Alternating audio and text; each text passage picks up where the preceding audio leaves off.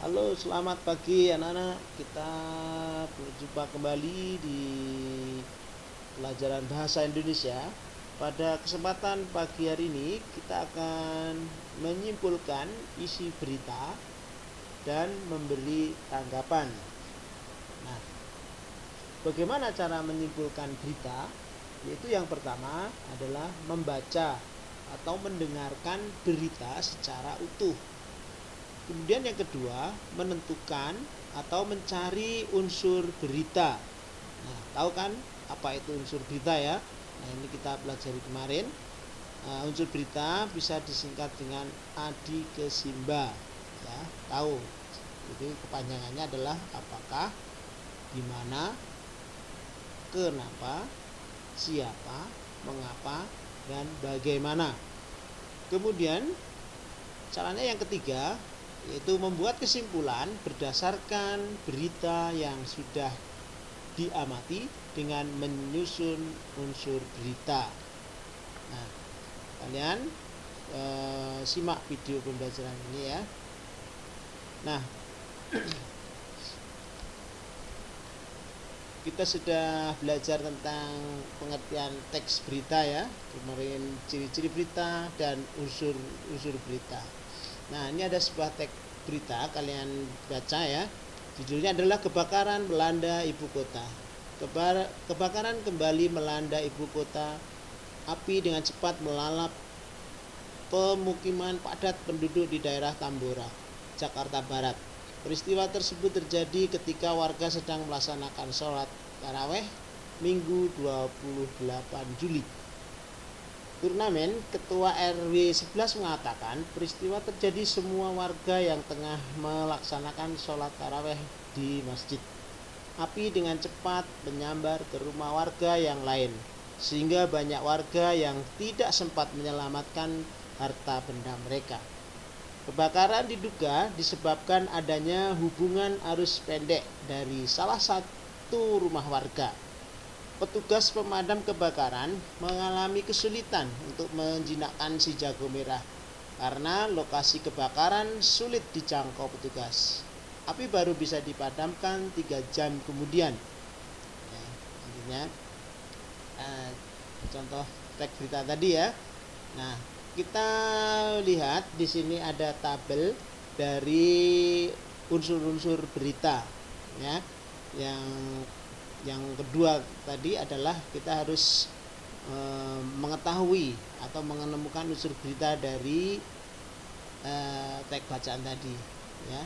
Nah, dari bacaan tadi bisa ditanya peristiwa apa yang terjadi, yaitu kebakaran ya. Kemudian siapa yang mengalami peristiwa itu? Itu warga RW 11 Tambora. Di mana peristiwa itu terjadi? Yaitu terjadi di Tambora, Jakarta Barat. Nah, kapan peristiwa itu terjadi? Pada hari Minggu tanggal 28 Juni. Dan mengapa peristiwa itu terjadi?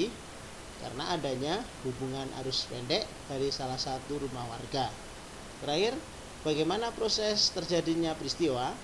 Ketika warga sedang sholat taraweh, terjadi korsleting dan api dengan cepat menyebar ke rumah warga yang lain.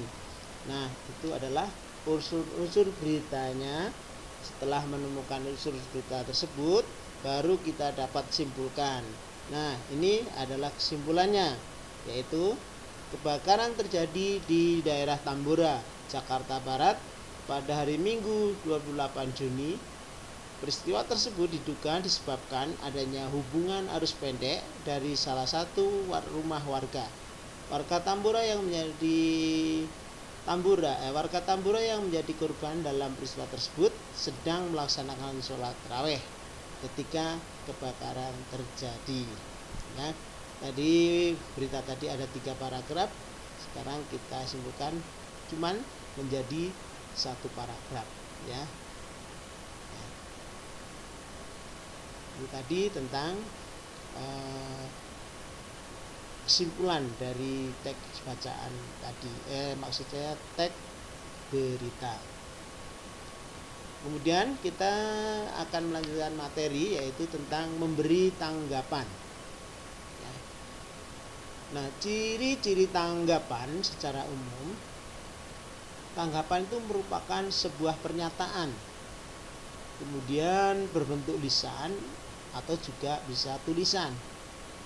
Nah, kemudian bertujuan untuk menanggapi atau menjelaskan atas suatu hal yang sebelumnya disampaikan atau dilakukan pihak lain. Nah, kemudian tanggapan yang baik itu seperti apa? Nah, yang pertama, tanggapan yang baik itu sesuai dengan topik yang dibahas. Kemudian yang kedua, bersifat objektif, logis itu masuk akal ya.